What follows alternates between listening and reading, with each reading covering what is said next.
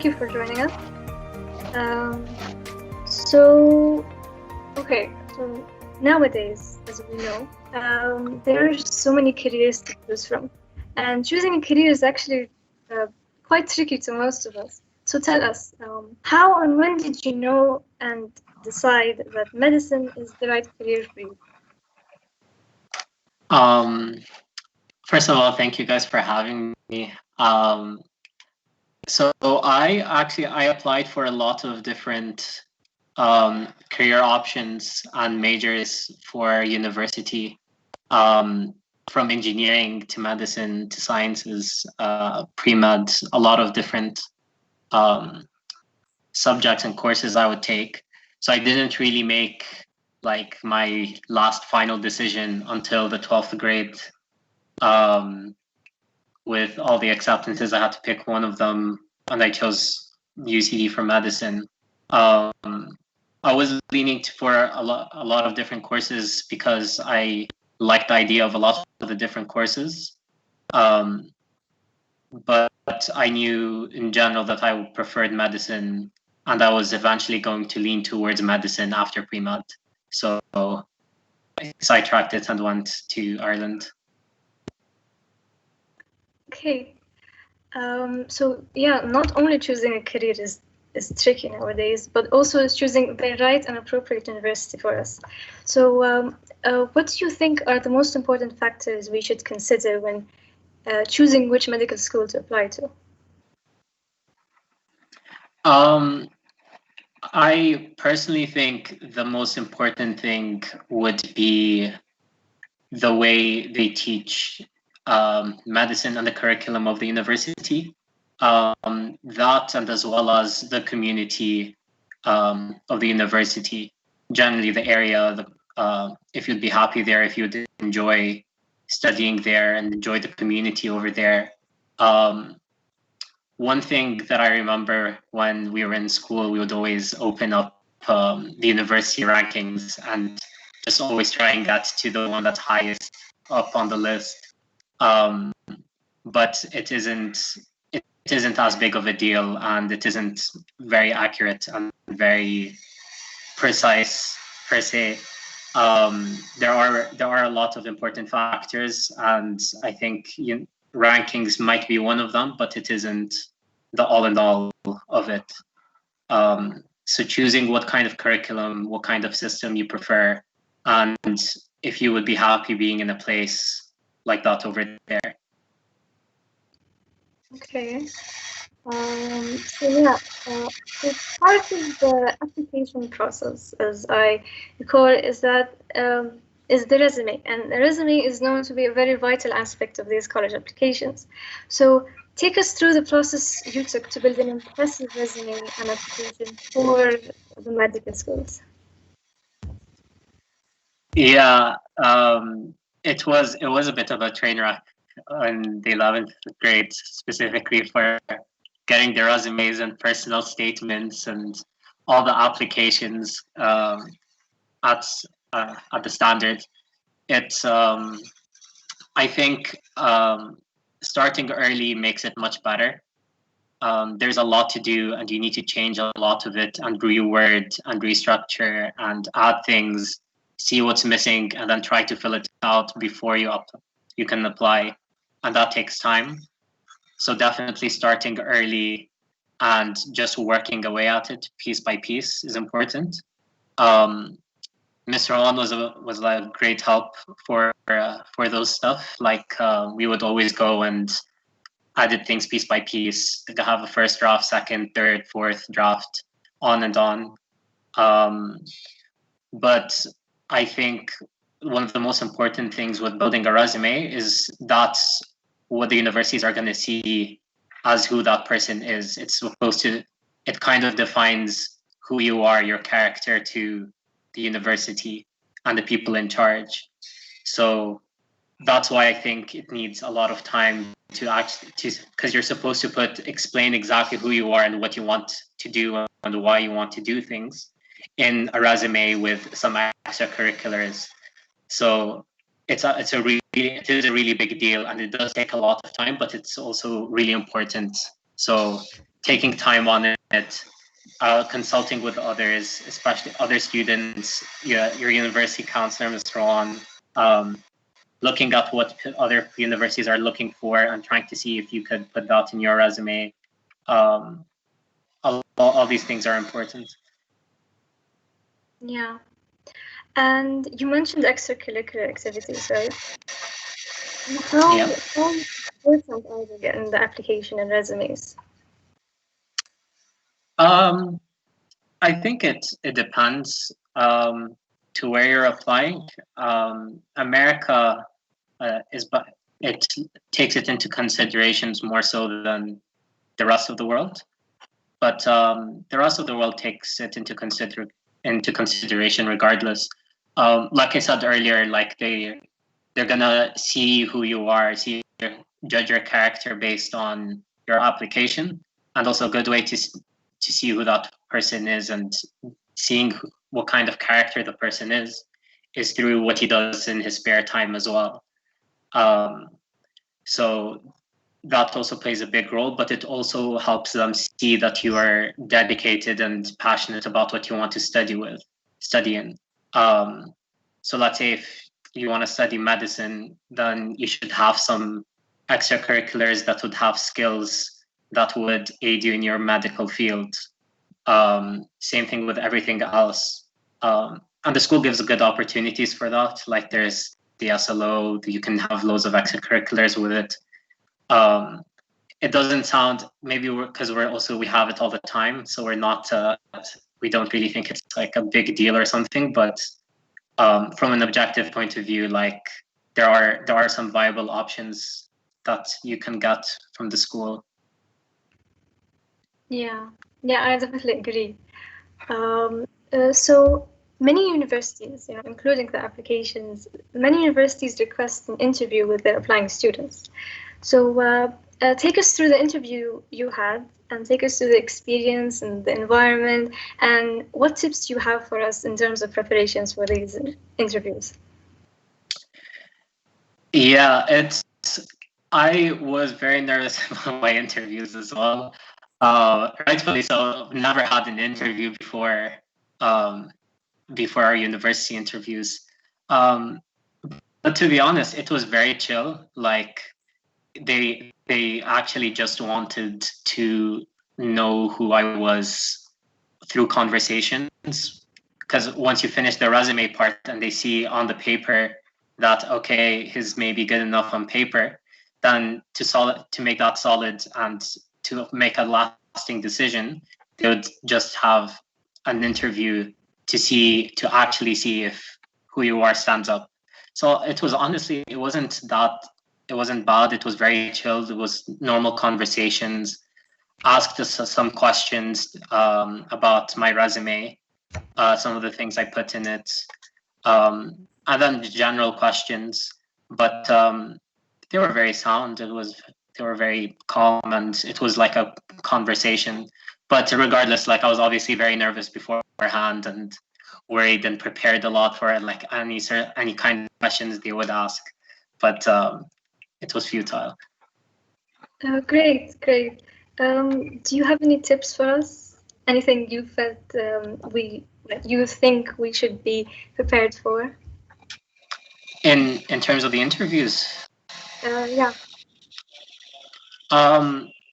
Definitely prepare beforehand. Even though it's kind of chill and not and laid back and it's not very intense, they still do ask questions, and it's still the part before you get your acceptance or not.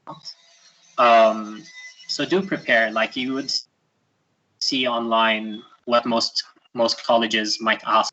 You might find Reddit forums of people that did their interviews last year, and then they would put up like some of the questions that were asked to them. I'd recommend doing that for sure.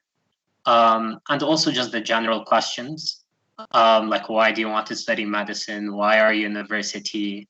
And all of those, the basic general questions that you would get. But also being calm and prepared. Like with another part of preparation is knowing what you put in your resume as well, especially if you have a really long one. because they would ask you questions on your resume. So look through your resume, be ready to talk about the things you put in it and explain about it. But it doesn't take long like that. It's a few days of that, and you'll be good. You'll be salsa. Yeah. Okay. So, well, now you've applied and you're officially a medical student. Now, definitely all of us, we have expectations going into college and the medical field. And you've been a medical student for nearly 3 years now. So, how has your expectations while starting college differ from the reality of it? Yeah. Yeah, it has been 3 years. I feel old now. To be honest, I think at the moment I was really looking for the next step of getting into college and starting college. A lot of my expectations were just the first level of what would first year look like. But it's usually 5-6 years, and I'd never thought of anything past my first year of college, what it would be like. It does hold up to the expectations, to be honest, if you did your homework on the college before you applied or while you were applying, because you could see like on Reddit forums, on the internet, on Facebook groups, what the college is kind of like and people's experiences. So if you did that beforehand, it's going to be quite similar. So in my opinion, it did hold up to my expectations. It was great. I enjoyed it, and now there's new expectations year after year. Okay, so yeah, I think probably one of the expectations of being a medical student is probably studying a lot, and obviously that is no easy task. So what do you think are the most important skills of a person to develop in order to become successful generally in the medical field? Well, from personal experience, I don't know how, like, successful is a strong word. Yeah. I think it is a lot of studying for sure. Like, that's one of the expectations, and it definitely met the expectations of studying a lot. However, it does, like, I do think if someone wants to balance a lot of things in their lives as well, you could do it if you put the effort for it. So even though I would study a lot, I would still do a lot of societal work, extracurricular things, going out with friends, seeing the city, going to the countryside, like there's loads of things you could do if you balance it out, and if you put the effort into doing it. It might, like, it was harder when we went from the 8th grade to the 9th grade in Shoifat with like Asandal, or from 10th grade to the 11th grade. But like we managed, and we were able to do it, and we did it well. Everything's always one step after the other. It looks harder, but always manageable. Okay, great. So Fouad, as an alumnus from our school, how do you think studying in ISC Amman has helped you in college? I think one thing for sure is solving multiple choice questions is something that I and most of my friends like found was much easier for us compared to our peers. I would have never thought of that before until we actually had multiple choice exams in college, and people struggled with it, but we were so used to that. Another thing as well is the pressure of exams, and still trying to balance that out with our personal lives and our extracurriculars. We all know that we have that in most schools and most people, and that's a very good thing to work on and to practice on before you get into college and being overwhelmed with your college degree. I think those two are are the main two things that helped for our college experiences. Yeah. And you've mentioned the SLO. Has SLO also helped you in your college experience? The SLO did. One thing that most colleges have is a students' union and societies and clubs. So one thing I realized, the SLO is like a mini version or like a version for schools of that in colleges. Having some experiences with that, with different departments working together, seeing how things work, taking initiatives, or coming up with different ideas and implementing them. It's, in a way, it's very similar to the societal work that you would do if you're on the committee of a club or a society or parts of the students' union. And all of these, they're good for your resume, but they're also really good fun. Like, you can join a society that you might really like, or join a sports club that you really like. And being on the committee of that is quite fun. And the SLO did help in that, being like a small mini version of a college's one. Yeah. Okay. So from your experience as a medical student, what is the best part about studying medicine? And also, what challenges have you faced while studying medicine?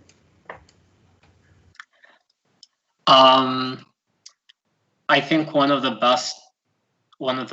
really nice parts, in my opinion, about medicine is knowing a lot of detail that you need to interconnect on your own, in your own time.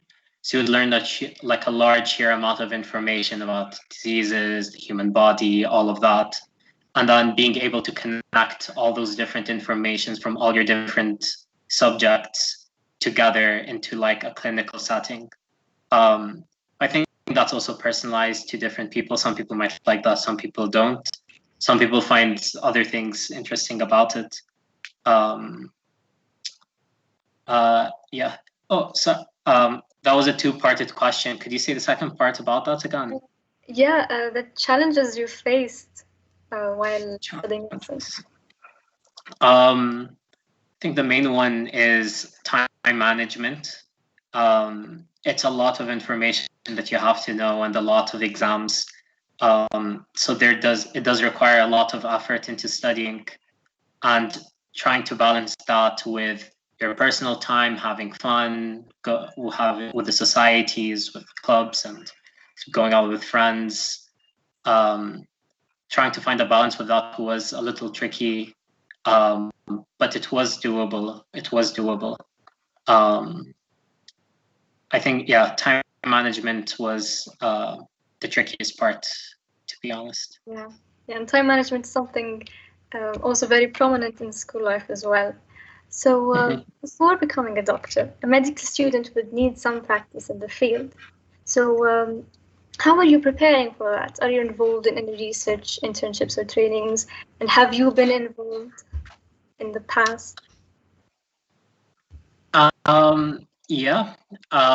It's so, like I said earlier, medical degrees are usually 5 to 6 years if you go straight from undergrad. That's a lot. That's almost twice as much as most degrees, twice as long. And the way it's split in UCD is you start with your preclinical years, which is pure sciences, and the other half would be your clinical years, where you will just be working in the hospital for experience. So I'm in my last years of my preclinical year, and that's mainly the science of medicine, knowing a lot of information, basically a lot of the science aspect of it. And with that, you would shift completely into clinical settings where you work with patients trying to diagnose. So it's like a shift in mindset halfway through your degree. So one thing that was recommended to us, and I do think it was great, was trying to master each section, because it will make it easier for the transition. So if you master or do the best you can for your sciences part, your first half, to smoothen a transition to your next part. And a good way to do that, other than studying and doing well in your exams, is also research with other professionals in the field to understand the concept you're interested in more. And I said interested in because it's time consuming, and a lot of research isn't as fun as we think it is. It's a lot of data and data analysis and working with that. But it would be worth it if it's something you're interested in. And it does help with your critical thinking and analyzing and seeing the bigger picture of things. So I did a research program over the summer last year with it's an emergency department psychiatric research paper, and it was really good because it helped. I was interested in the psychiatric module we had last year. So working with that, it did give me like a better understanding, and it did give me a glimpse of what the clinical aspects of psychiatric medicine might look like. So yeah, research it's not the all and all, and it's not a must, but I would definitely recommend doing at least once or twice. Yeah. Okay. So so we finished our undergraduate study of medicine, right? What is the next step? What do we do next? Yes. It's a really long path to be fair. Like you finish school, you go to college for 5 to 6 years, 8 years if you do the pre-med, then med.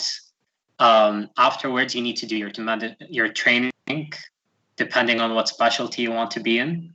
So your undergrad is just general medicine. You learn all the sciences of medicine and the clinical applications in a general sense. Then you have to specialize into something you would want to do. Or if you want, you could become, instead of a clinician where you're the doctors in the hospitals, you could work in labs, and you could do that after your medical degree without training, if that's something you would be interested in. But if you want to work in a clinical settings, you need to do some training. And that depends if you want to be a GP, a general practitioner, surgeon, a cardiologist, all of that. It all depends on what specialty you would want, but that happens afterwards.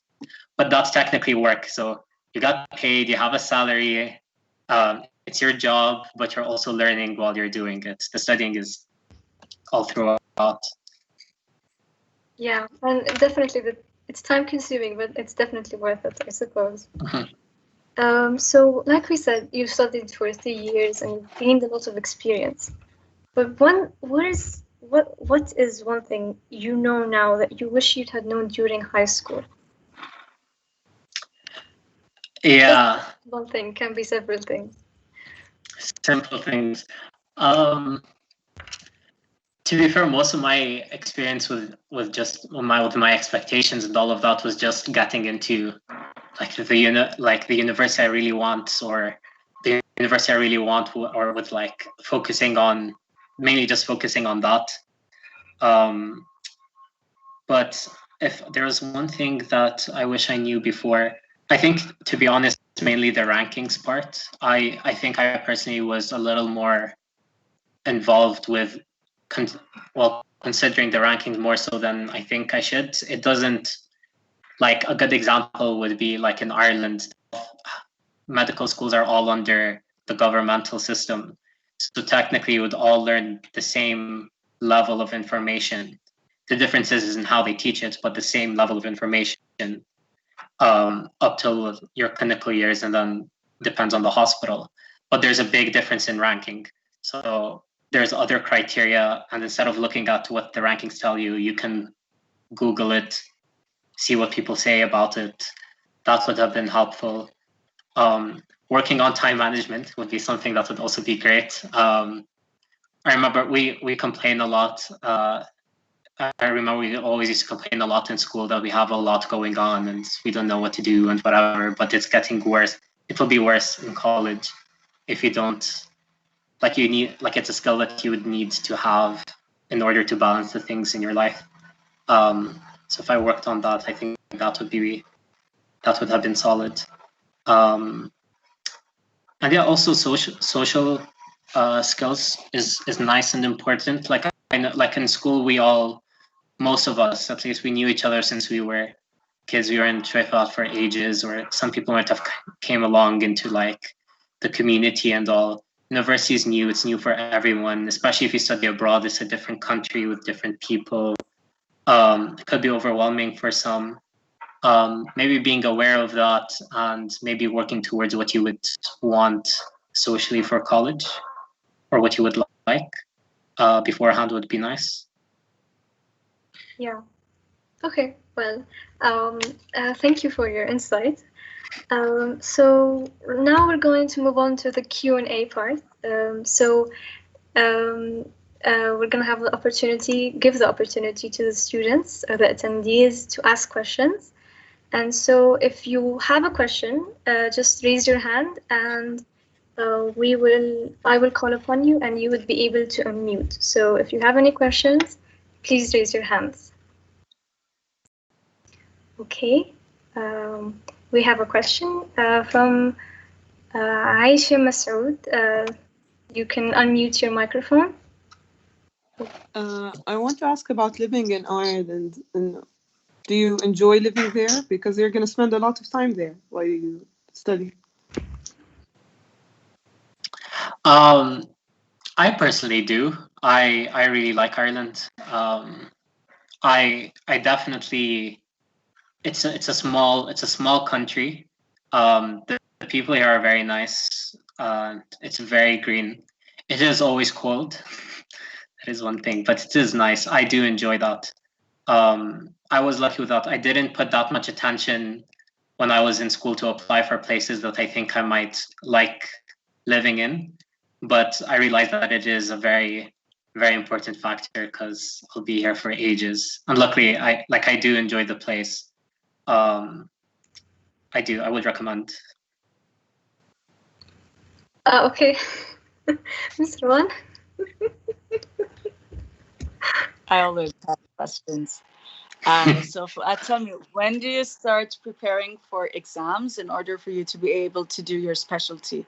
Like and is the university helping you in terms of preparing for different types of exams, or do they only focus on the American exams, the USMLE? What is it like? That's a great question. That's important, to be honest. One thing as well on a question you asked before was on what happens afterwards, and obviously it was working and training. But for working and training, you need to do board exams, and board exams differ from medical systems. So the UK has their own board examinations. America has their own. Australia has their own. Ireland has their own. So it's kind of like from high school to college all over again, where you need to make your personal statement, do your exams, having your interviews, doing that all over again. I think so, and you also would need to make some decisions on where you might want to train. Just like if you want to study in the UK, or if you wanted to study in America or Canada or anywhere else, you need to make that decision again and do the board exams for that. Now, the board exams, I think, in Ireland, it's a little different. With Ireland, it's just your college grades for your past 2 years. That will count and it will be ranked. The UK has a slightly different system where it's your grades mixed with a sort of standardized test and with other factors in like research and whatnot. America has the longest one by far. It's the USMLE board exams. There's the step 1, there's the step 2. Step 2 split into 2 sections, and step 3. Step 1 is on your sciences, which is the first part of your degree. And then step 2 is on the second part. Step 3 is when you're working and you want to subspecialize. Now, I think it would be important for people to look into if your university would help accommodate whatever place you would want to live and train medicine in. Some universities might not be very accommodating to if you want to if you want to train in a system that's different than theirs. Some might be very accommodating. a general rule of thumb would be if the university has a lot of students from a different country that wants to go back to that country, they'll usually be accommodating for that system. So RCSI, for example, is very accommodating for the USMLE. UCD, Trinity College in Ireland are very accommodating for the USMLE because there's a large amount of North American medical students. For the UK, they are somewhat accommodating, but it's quite similar to Ireland, so it's not much of a shift needed. But I think UCD, RCSI, and Trinity, they're the three biggest medical schools in Ireland. They're quite accommodating. But it is something to look into. Okay, Miss, thank you for your question. We have Aline Abu Khala. You can unmute your mic when you can. Hi, I wanted to ask, what made you want to study medicine? I just really liked it. I like the idea of it a lot. I think a lot of us, we would study biology in class, and if we got good grades in it, then we're like, oh, this is great. Maybe I'd like medicine, or vice versa. If you're good in physics or something, it'll be like, I might like engineering. But I think that's where the first question on the resume part, if part of your resume would be on the things that you've done, and it might be a good idea on the things you've done to, if not work experience, volunteering work, or kind of putting yourself in the field. Like you could do quick rounds in the hospital, like quick rotations. I know Al-Khaldi ومستشفى تخصصي, they do a 2-week rounds initiative for school, for high school students. Basically every summer. If you could do that, it's good on your resume, and it would give you like first-hand experience of what a hospital setting would be like from a doctor's perspective, because you'll be following the doctor everywhere. But I did that. I looked into it. I did that with most specialties as well for engineering and the rest. I liked a couple of them. And in the end, you just make the decision based on that. But you should know things about it first before you make it. Like, people shouldn't jump into it if you just like the subject, because it's very different than the application of it. Okay, well, Aline, thank you for your question. We'll have another question from Salma Al-Qatawne. You may unmute your mic when you can. Oh, yes. You said that time management was important, and I tend to be a very last-minute person. So do you have any tips on that? I'm a very last-minute person as well. I will procrastinate fair amount. I think with me as well, I think it's the stress of it being really soon would motivate me to be very productive, which I would not recommend. Like, if it's something people could work on, please work on it earlier. My only tips is to take it piece by piece. I usually try to get things, be on top of things really early on. Like, if I would finish a lecture in class, I would make sure that I would finish that lecture that we just did, do my extra reading on it before our next lecture. It doesn't really hold up till the end of the semester for me, but it is quite efficient for at least a good amount, because when you can get that done on your weekends and after like 6 weeks of the semester, when things pile up, you would still be able to do the other things in your life other than studying. Okay, Salma, thank you for your question. Okay, we have another question from Selina Musa. You can unmute when you can. Okay, do you plan on finishing your master's degree, and why? Well, you can't really do a master's degree with medicine unless you want to unless you want to basically be like a scientist kind of thing where you work in a lab. You can do a master's in whatever thing you want to work in a lab, like virology or anything in that sort. After, usually the usual course would be a couple of people would go into that, but a lot of people would not do a master's. They can easily just work into a lab straight afterwards. Some people even do it in their last year, or they would just go and do their medical training afterwards, which is the most common route. Okay, Selena, thank you for your question. Any more questions before we can wrap up? Give it a minute. Okay. Ms. Rowan, again. Yeah, again. What soft skills do you feel are really important for you when you're studying medicine? Okay, we're talking a lot about the scientific knowledge, the time management, having the theoretical background, etc. But medicine is one of those careers where you have to also take into account your personality and the soft skills that you have in order to be successful at it. So what soft skills do you believe are important when you're studying medicine and later on for you to be able as a good physician, let's say?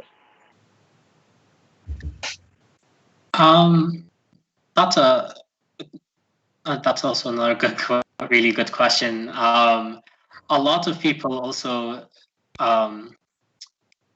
it's something a lot of people are looking into, people that do their research on like medical ethics and the whole social part about it. There's a lot of studies on medical students, varying levels of empathy and apathy throughout their degree, and which qualities might be ideal or whatnot.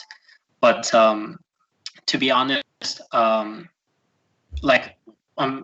everything I spoke was like on my personal opinions, how I saw it, and this one as well. It's one thing for sure I would say would be to have the stomach for it. Some people might be they can't handle the sight of, for example, blood or anything gore, or some people might be really affected by a really sad or maybe a small traumatic event that might happen to a patient, and that might really, really affect them. But you do see that in a large scale in the hospital, especially when your healthcare system would be governmental, you would see all kinds of people. So the stomach for it, I think, might be quite important. But the main one, to be honest, would be if you really like it and you would be willing to put the effort for it. You can see there's all sorts of people in our year, and they're all great students, and I'm sure they'll all be great doctors and great clinicians. But one of the main factor that links all of them together is they're all very passionate about it, and they're all hardworking. Okay, Miss, thank you for your question. The next question is from Jude Khashman. You may unmute when you can. Okay, yeah. Studying med in general, it's very hard. So I just want to know what kept you motivated. To be like hard, it's very like relative. Like there are a lot of things that might be hard, but I think it's definitely more so with time consuming and detailed. What kept us going, I think, mainly really liking what you're studying. If you actually just find it quite interesting, it makes it much better.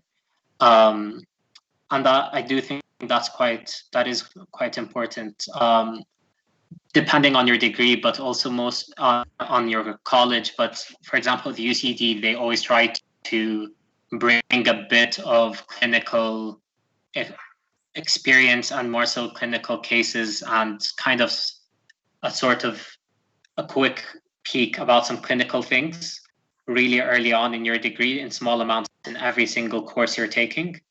And that also makes it much nicer if you're studying the sciences of something to a really large amount, and there's moments where you might think, okay, this is really scientific. This isn't the whole white coat in a hospital talking to patients kind of experience I signed up for.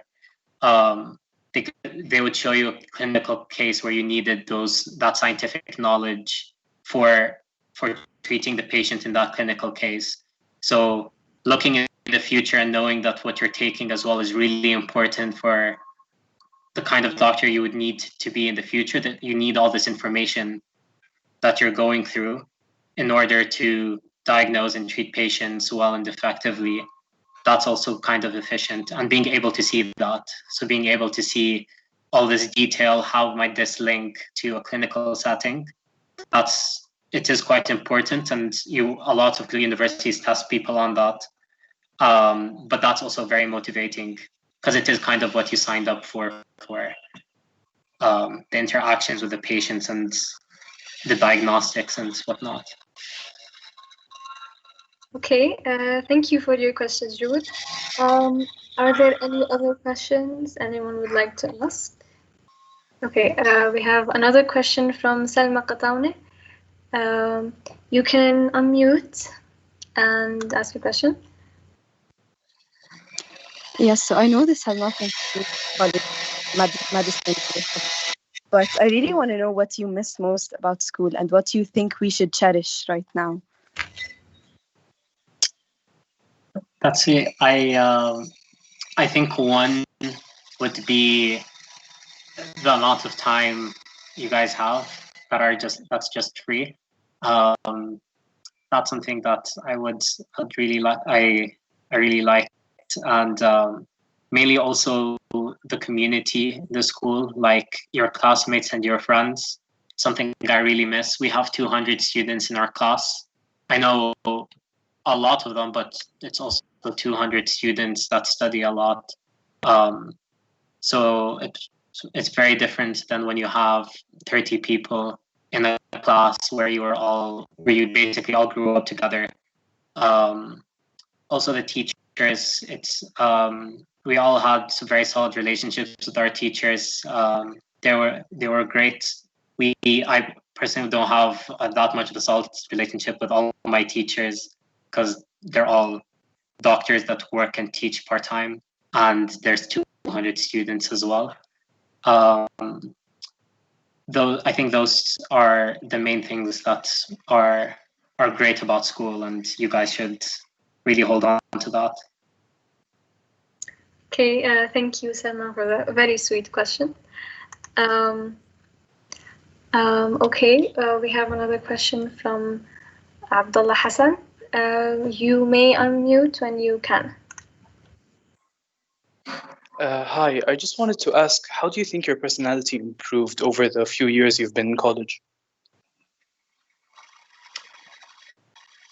It's a good question. I think a third person might be better at answering that question than I do. Well, more mature. I definitely think that. More mature for sure. Yeah. To be honest, I don't really know. I'm sure there are differences, but I think maybe a third person might be better at answering that than I would. Okay. Thank you, Abdullah, for your question. Okay. We have a question from Mr. Muhammad Abbas. You may unmute when you can. Okay, good evening, everyone. Good evening, Fouad. We missed you at school, of course. My first part of the question is, at which grade did you really decide to study medicine and you want to become a doctor? It's nice to hear your voice, first of all, Saz. I kept my options open. I took math, chemistry, physics, all of that until grade 12. And I applied for loads of different colleges with loads of different majors, all the ones that I was interested in. So my final real decision was in grade 12. But I knew I was struggling with what option I wanted, so I applied to many different ones from the start. Like I prepared for that in grade 11 and grade 10 for it. Okay. Thank you, Ustaz Abbas, for your question. Okay. We have Miss Rania Khalifa. Miss, you may unmute when you can.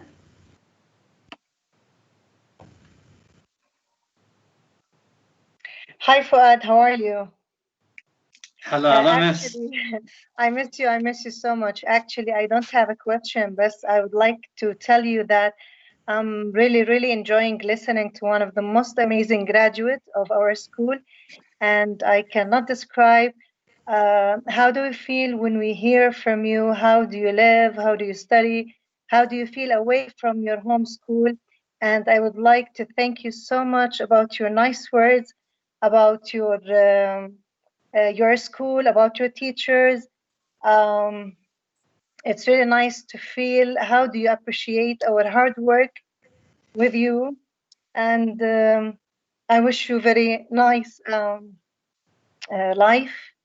And I wish you the best of luck. Thank you so much, Miss. Akid. Thank you so much. Miss you too. See you all. Okay, bye-bye. Thank you, Miss, for those very sweet words. Miss Rawan, you may unmute. I think one last question. What can you tell students who are struggling between studying pre-med, or applying directly for medicine? Those who can't make up their mind yet. Those are all really, really good questions, Ms. Rawan.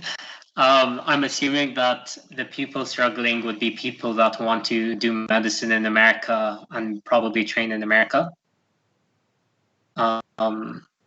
If that's the case, then there's advantages and disadvantages to both. If you do your pre-med in America, it's easier for you to get into a med school in America than if you didn't. And if you got into a med school in America, it's much, much easier to get into a residency program afterwards for working and training than if you were an international, if you graduated from an international system. However, it's very doable. Everybody around the world goes to medical training schemes all around the world. Lots of students from Shayfat as well, they studied all around the world in medicine, and they trained all around the world. It's very doable. It might need some more effort. But I would say, with pre-med, one thing that I really liked about it was I could study anything I wanted, everything that I was interested in. For a while, I was interested in engineering, nano, a lot of different courses. And I liked the idea that I could study all of those courses, see everything I was interested in. And if I still wanted medicine, I could do that. If not, I could do maybe an extra 1-2 years to add up all those courses and get a full-on degree in engineering or anything else. That was a good thing for me, to be honest. I like that idea. But it was also an extra couple of years, and without financial aid for medical school as well, added to your undergraduate degree. So I personally think if you're 100% sure you want to do medicine, no doubt about it, and it's something you really like, if you could go straight into a university from undergrad, do it. You would save loads of time. I'm my degree is 5 years. I saved 3 years at least if I did the pre-med to med scheme. Okay, thank you, Mr. Wan, for the question. I think we'd be wrapping up right about now. Thank you, Fouad, so much. It's a pleasure to have you back and a pleasure to talk to you and discuss your life as a medical student. Thank you so much. Thank you for having me. It was a pleasure. It was truly a pleasure.